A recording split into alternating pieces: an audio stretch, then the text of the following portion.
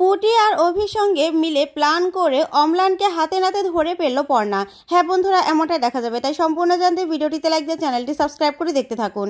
গল্পের শুরুতে দেখা যাবে পুটি ঘরে একা একা বসে আছে। তখনই পুটির সঙ্গে ঘটে যাওয়া সব কথাগুলো পুটি ভাবতে থাকে আর বলতে থাকে মাকে ফোন করে বরং সবটা জানাই। তখনই পুটি আবার না বলতে থাকে, না, মাকে বললে মা চিন্তা করবে, আর তাছাড়া আমার সবেমাত্র বিয়ে হয়েছে, এখনই যদি মাকে এই সমস্যার কথা জানাই তাহলে তো মা অনেকটাই মন খারাপ করবে। তার থেকে আমি অভিকে একটা ফোন করি, অভিকে ফোন করে অভির সঙ্গে কথা বলি, না হলে তো আজকে অভির সঙ্গে আমি দেখাও করতে পারবো না। ঠিক তখনই পুটি বাইরে নুপুরের শব্দ শুনতে পায়। তখন পুটি বলতে থাকে, নুপুরের শব্দ? নুপুরের শব্দ কোথা থেকে আসলো? কারণ এই বাড়িতে তো কেউ নুপুরও পড়ে না, আমি কারো পায়ে নুপুর দেখিনি। তাহলে না না, আমি বোধহয় ভুল শুনেছি। এই বলে পুটি চুপ করে থাকে। তখন আবারও নুপুরের শব্দ শুনতে পায়। তখন পুটি বলতে থাকে, না, কেউ একজন তো আছে যে কিনা এই সব কিছু ঘটাচ্ছে, আমাকে এখন বাইরে গিয়ে তাকে দেখতে হবে। এই বলে পুটি বাইরে চলে যায়। গিয়েই একজন শাড়ি পরা মহিলাকে দেখে বড় করে ঘুমটা দেওয়া। তখন পুটি মনে মনে বলতে থাকে, এরকম ঘুমটা দেওয়া এই বাড়িতে তো কেউ থাকে না, এটা আবার কে? এই দাঁড়াও দাঁড়াও। তখনই সে ঘুমটা দেওয়া মহিলা সেখান থেকে দৌড়ে পালাতে থাকে। তখনই পুটি সেই মহিলাটাকে বলতে থাকে, দাঁড়া, তুই পালাচ্ছিস তো, আজকে তোকে হাতে নাতে ধরবো। এই বলে পুটিও মহিলাটার পিছন দৌড়ে সিঁড়ি দিয়ে নামতে গিয়ে একদম হোঁচটকে ঠাস করে পড়েই সাথে সাথে মাথা ফেটে যায়, অজ্ঞান হয়ে যায়। ওইদিকে দেখা যাবে পর্ণারা সবাই মিলে তত্ত্ব সাজাচ্ছে। তারপরে দেখা যাবে হঠাৎ করেই পর্ণার হাতটা কেটে যায়। তখন কৃষ্ণা বলতে থাকে, পর্ণা, হাতটা কাটলো কি করে? তখন পর্ণা বলতে থাকে, মা, লেগে না হাতটা কেটে গেছে। তখন রুচিরা বলতে থাকে, পর্ণা, তুই না অন্যমনস্ক হয়ে কাজ করিস, কেন এগুলো করিস বলতো?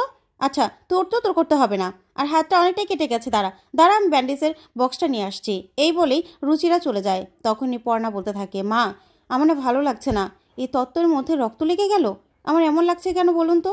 তখনই অয়নার মমিতা বলতে থাকে, পর্ণা, এত তত্ত্ব সাজাচ্ছ, এত কিছু দরকার আছে?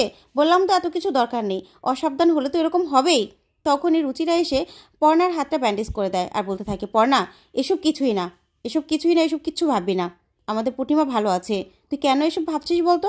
তখনই পর্ণা বলতে থাকে, মা জানেন তো, আমার না কেন যেন মনটা কেমন খচখচ করছে, ভালো লাগছে না। ঠিক তখনই দেখা যাবে অভিষেকদের বাড়ি থেকে পর্ণাকে ফোন করে। তখন পর্ণা বলতে থাকে, অভিষেকদের বাড়ি থেকে ফোন?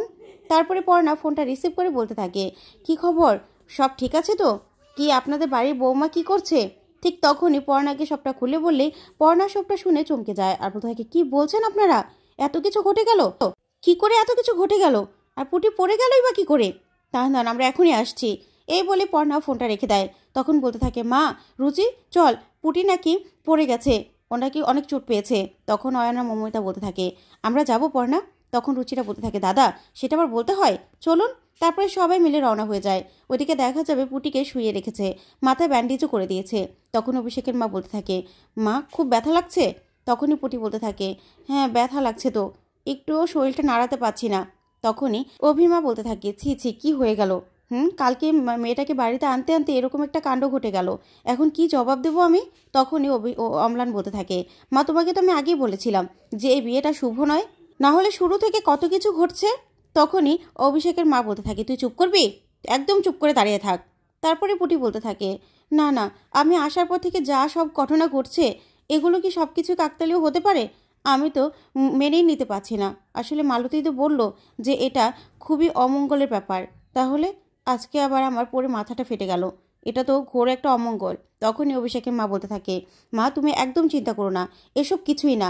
তখনই পর্ণারা সবাই সেখানে ছুটে আসে আর এসে বলতে থাকে, পুটি মা, এত বড় একটা ঘটনা ঘটে গেল কি করে?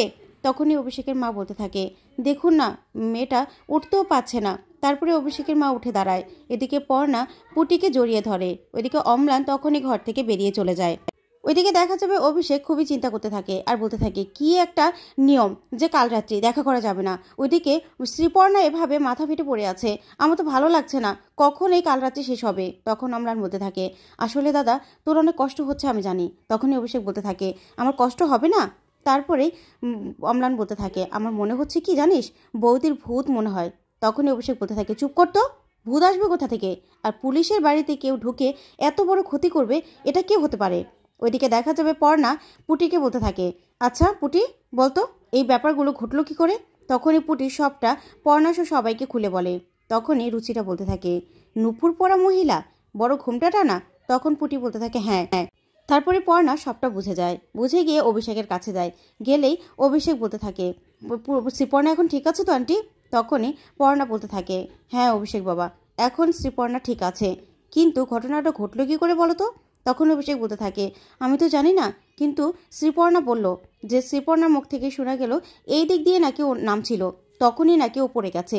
তখনই পর্ণা বলতে থাকে আচ্ছা আমাকে একটু নিয়ে দেখাবে? ওইদিকে অম্লান ভয় পেয়ে যায় আর মনে মনে বলতে থাকে সর্বনাশ, এই মহিলা তো দেখছি অনেক ডেঞ্জারাস, সেই জায়গা যাবে আবার, আমি আবার ধরা পড়ে যাব না তো? তারপরেই পর্ণা সেই সিঁড়ি এখানে আসে আর সিঁড়িটা দেখে বলতে থাকে আচ্ছা তুমি শিওর যে পুটি এখান থেকেই পড়ে গেছিল? তখন অভিষেক বলতে থাকে হ্যাঁ শ্রীপর্ণা তো এখান থেকেই পড়ে গিয়েছিল। তখন পর্ণা বলতে থাকে কিন্তু সিঁড়িতে তো এমন কিছু লাগা নেই যে যার কারণে পুটি পড়ে যেতে পারে, আর তাছাড়া ওই মহিলাও তো নাকি তাড়াহুড়ো করে নামছিল, তাহলে তো ওই মহিলাও পড়ে যেতে পারতো তাই তো? তখন অভিষেক বলতে থাকে হ্যাঁ হ্যাঁ আন্টি। তারপরেই পর্ণা বলতে থাকে আচ্ছা তার মানে কিছু একটা দিয়ে শ্রীপর্ণাকে ধাক্কা দেওয়া হয়েছে বা হোঁচট খেয়ে পড়ে গেছে, না হলে ও তো এভাবে যদি পিছলে পড়তো তাহলে তো কাত হয়ে বা চিত হয়ে পড়তো, কিন্তু এখানে তো দেখছি পুরো উভূত হয়ে পড়েছে, এভাবে কি করে পড়বে? তখনই অম্লান মনে মনে বলতে থাকে সর্বনাশ, এই মহিলা তো দেখছি অনেক ডেঞ্জারাস।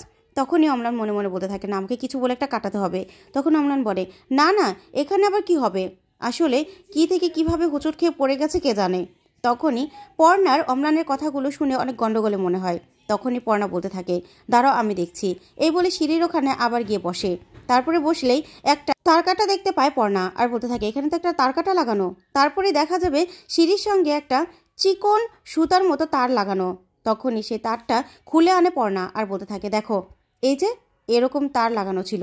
তখনই অভিষেক বলতে থাকে কি বলছেন আপনি?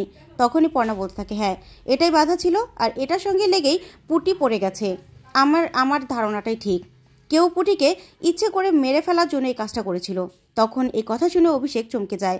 তারপরে পর্ণা বলতে থাকে না না আমার মেয়ে এখানে সেভ নয়, কারণ আশা থেকে যে যে ঘটনাগুলো ওর সঙ্গে হয়েছে সেই ঘটনাগুলো তো আমার মেয়েও আমাকে জানায়নি, আর তুমিও আমাকে এখন বলছো অভিষেক? তখন অভিষেক বলতে থাকে আসলে আন্টি বলা হয়নি, আর শ্রীপর্ণাও হয়তো আপনাকে বলেনি আপনি চিন্তা করবেন বলে। তখন পর্ণা বলতে থাকে না আমার মেয়ে এখানে সেভ নয়, আমার মেয়েকে কেউ মেরে ফেলার চেষ্টা করছে, কেউ প্ল্যান করে এইসব কাহিনীগুলো ঘটাচ্ছে। না আমার মেয়েকে আমি কিছুতে এখানে রাখবো না, আমার মেয়েকে আমি এখনই ওই বাড়িতে নিয়ে যাব। এই বলে পর্ণা রুমে যেতে থাকে। তখনই অম্লান খুশি হয়ে যায় আর মনে মনে বলতে থাকে যাক মেরে ফেলতে চেয়েছিলাম, এই বাড়ি থেকে তাড়ানোর জন্যই তো, এই বাড়ি থেকে চলে গেলেই হবে। যাক প্ল্যানটা সাকসেসফুল হয়েছে, ফাইনালি এই বাড়ি থেকে তো চলে যাবে, ভালো হয়েছে ভালো হয়েছে। এই বলে অম্লান খুব খুশি হয়। ওইদিকে পর্ণা রুমে গিয়ে অভিষেকের মাকে বলতে থাকে আমার মেয়েকে আমি বাড়িতে নিয়ে যাব, আমার মেয়েকে আমি কিছুতেই বাড়িতে রাখবো না। তখনই অভিষেকের মা বলতে থাকে কি বলছেন বেয়ান, সবে মাত্র কাল রাত্রিটাও বের হয়নি আর ওদের ফুলসজ্জাও হয়নি, তাহলে কি করে নিয়ে যাবেন? তখন পর্ণা বলতে থাকে দেখুন আমার মেয়ে বাড়িতে সেভ নয়, ওকে কেউ মেরে ফেলার চেষ্টা করছে, তাহলে আমার মেয়েকে আমি কেন এখানে রাখবো, আমি আমার মেয়েকে নিয়ে যাব। তখনই অভিষেকের মা কৃষ্ণাকে বলতে থাকে আপনি একটু বুঝান না, সব কিছু তো নিয়ম আছে। তখন কৃষ্ণা বলতে থাকে আমাদের বাড়ির সব ডিসিশন পর্ণাই নেয়, তাই পর্ণা যে ডিসিশন নেবে সেটাই ফাইনাল। তখনই এই কথাতে অভিষেকের মার কিছুই বলতে পারে না। তারপরে দেখা যাবে পর্ণা পুটি আর অভিষেককে বাড়িতে নিয়ে যায়। এদিকে অম্লান খুব খুশি হয়ে যায়। ওইদিকে পর্ণা বাড়িতে গিয়ে অভিষেক আর পুটির সঙ্গে মিলে প্ল্যান করতে থাকে অম্লানকে কি করে হাতে নাতে ধরবে। তো বন্ধুরা আজকের আপডেটটি কেমন লাগলো কমেন্ট করে জানাও। ধন্যবাদ।